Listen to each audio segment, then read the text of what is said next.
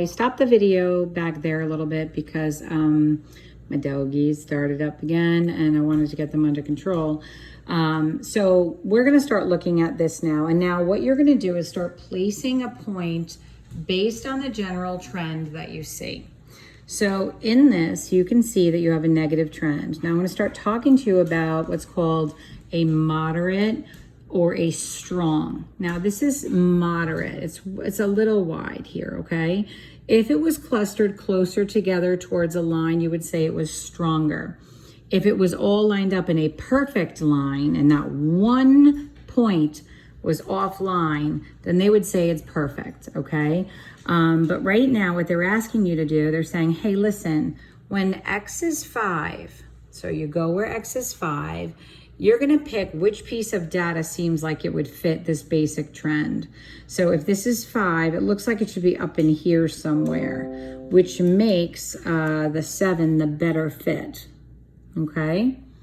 And you can see how quickly I'm moving up on this. This is a negative slope. It's not very steep.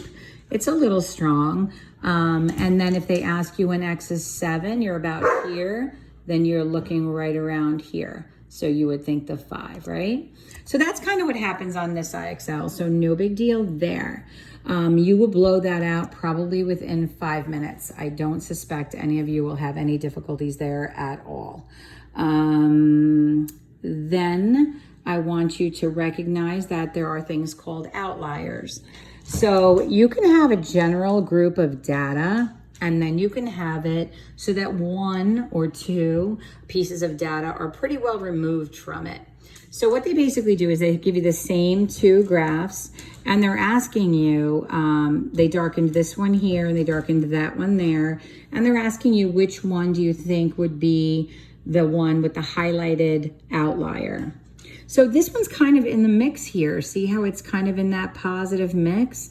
This guy is the outlier. So he's removed from the general trend of the data, right? So we're gonna pick this one and we'll go.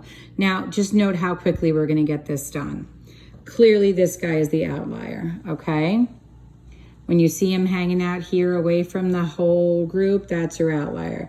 So this you'll move through in about 2 seconds flat. I mean, I can't even imagine this would take you very long at all. This guy's in the data mix, so that's not an outlier.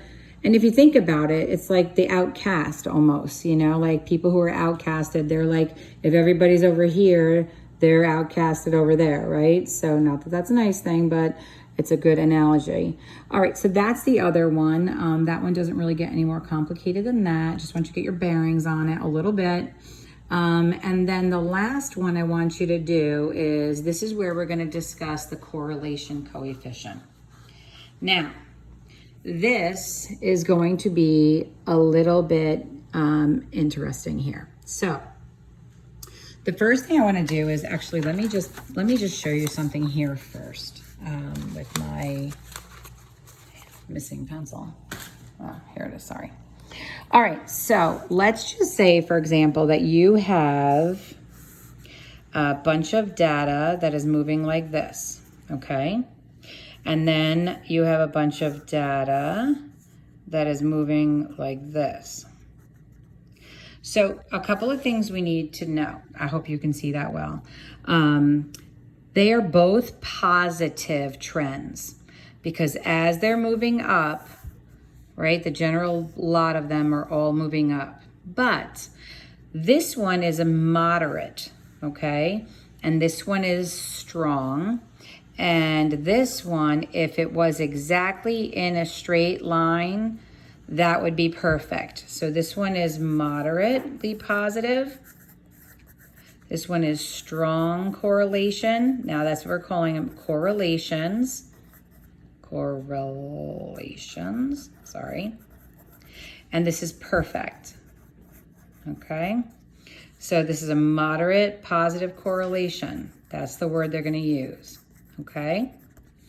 Then if you consider what that might look like going in the negative direction. So in the negative direction, you would have, let's say, a trend like that. You could have a scatter plot piece. Remember, scatter plots do not get do not get connected ever. So this one would be a moderate negative correlation. The reason it's a negative correlation is just like you showed in that first video, because the data is trending downwards. As X is increasing, the Y values are lowering, right? This one's a little stronger, so we would say that this is a strong negative correlation. All right. And if this was a perfectly straight line, then we would say that this is perfect. And it is a negative correlation, okay? Now, if I were to draw a line through these, it's called a trend line or a line of best fit, okay? So you try to draw a line that's kind of running through the data. Those are called trend lines or lines of best fit. Now, the focus of this right now is on this. It's called a correlation coefficient, okay? And what I need you to understand is this. You will have negative correlation coefficients when your graph is trending negatively. You will have positive correlation coefficients when it is trending positively. So let's just talk about this for a second. If it's perfect and it's positive, then your correlation coefficient, which will be written by letter R, will be a 1. That's perfect. If it was strong, your correlation coefficient might be like 0.8 or 8.2, maybe 9. Here it might be like 0.6 or 0.67. And then as it gets closer and closer to not really having a trend, then you'd work more towards the lower ends of things. Same basic idea here though. If it's perfect, R will be 1, but it will be negative. Negative does not mean bad. It's the absolute value that tells us how strong it is. The negative is simply just telling us the direction of the data. So you might say in both cases that these all have the same correlation coefficient. Did I put it equals there? Sorry, hold on. Same correlation coefficient. But the difference might be, so this number, the absolute value, is just about how strong it is, and then the negative speaks to how the trend of data is falling. So what you're gonna do is just try to get comfortable matching these. And then on the next time I see you, which will be on Monday, we're actually going to help you insert the data into the calculator. The calculator will spit out the type of correlation coefficient you have. So you can see right now that this trend line that's drawn is not really trending with the data, right? So this is not something that looks even remotely close to anything. And this one is perfect. So you can see that's perfect. So what you're gonna do is take your cursor and you're gonna drag this guy in here. And because this guy, you see how low that number is? And that's because there's like barely any correlation. There's no correlation here. So this number is extremely small. It floats between 0 and 1 or 0 and -1. Remember, the negative has nothing to do with how good or bad it is. That's about how the data is trending, okay? So we'll do a couple. This one's a little bit better. I mean, you can see it's positive, but it's not really a strong. Strong would have all these little points closer to that trend line. This guy's got every single point on the same line. But because it's trending downward, it is going to be a -1. So the -1 will come here, and the 0.5 would go on this one because it's positive, okay? All right, so I'm going to start picking up my pace a little bit. Hopefully you're looking at this. I mean, this isn't terrible. There's a lot of stuff there, but it's not strong. It's fairly moderate, which means, and this is positive, so you're gonna look there, and this is trending downward and it's perfect, so you're gonna look here. Now, you could very well tell, I mean, I don't even really have to take a second to look at how moderate or how strong it is, because I know the negative one's going to be the one that is sloping down negative, and the positive one's going to be the one that's sloping up positive. But I really do want you to dig in there and look a little closer, because it's perfect. This guy is going to be your -1. And because this one really does not have a strong correlation of positive points, that's not a strong correlation coefficient. If it was, it would be closer to 1. So the closer the correlation coefficient is to +1, the stronger it is if it's trending positively. The closer it is to -1 is the stronger it is. It's just trending negatively. All right, so that is kind of what you're going to do here a little bit. And I have 1 or 2 delta ones that you'll practice as well. You just have to match them. It's really not that big of a deal. You're just basically going to look at the pictures and decide what coefficient you think works with it. So I'm just going to hurry this along a little bit and just see if I can get to some that don't have any perfect ones involved, so you can compare them. So they keep pulling in this perfect one. And it's very rare that when you do real life, these are called scatter plots and lines of best fit, that you come across this many that are perfect. I think this program right now is just trying to dig into the fact that the correlation coefficient will be perfect. So now we're out of the perfect world now. So now we're gonna look at this a little bit. As you got a little stronger, see how they're both negative now? So let's look. So which one do you think has a stronger correlation?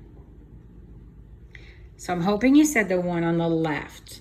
Now, which number signifies a stronger correlation? The one that's closest to -1 is trending. The one with the higher absolute value speaks to how strong it is. Then this one is less strong. Okay, so it gets the number that's furthest away from -1 towards the 0, right? All right, now this one's interesting because they gave you an R of 0 and an R of 0.6. It's pretty obvious to me, but I don't know if it is because I've just been doing it for so long, but there's no correlation happening here, guys. There's just a bunch of points everywhere. There's no trend. You can't see it going positive. You can't see it going negative. So that's why the correlation coefficient will be a 0 here. And this is positively moderate on that side, okay? So that's kind of what you're going to be doing there with this one. So that's nice and easy. And then I have one more for you. And like I said, I think you can bang all of these out really super fast. And the last one that I wanted you to do is, oh, that's it. Yep, that was it. The only other thing you're going to do is you're going to go into delta, and I will show you 1 or 2 of them there. And I'm telling you, this is a nice, easy day. I do know that you have some work to do for Mrs. Bruno or Mrs. Neal, some things. So I'm kind of keeping it light here for you. And then you can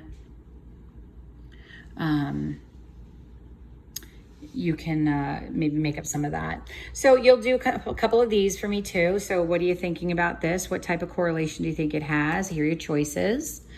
It's perfect, positive, strong positive, weak or moderate, yep, no correlation, so forth.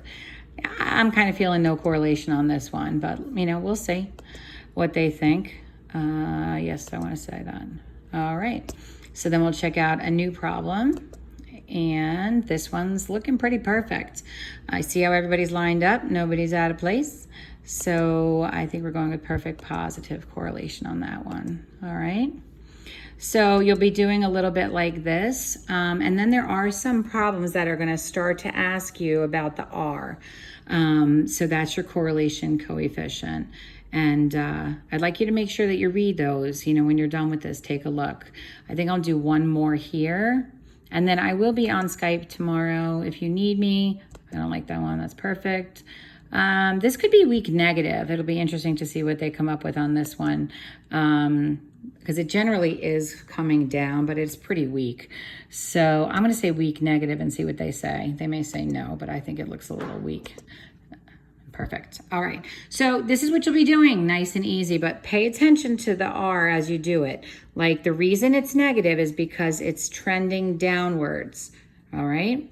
So just to sum up, scatter plots, they get plotted, and we do not ever, hold on one second. We don't ever connect the dots. And the correlation coefficient, we want to always be the closer to 1 or -1 you are, the stronger, okay? The further towards the 0 you are, the weaker. All right, so have fun with it. It's 15 minutes on the video. It'll probably be like 15, 20 minutes tops in the work, and then you have time to make up any work in any other classes. Bye.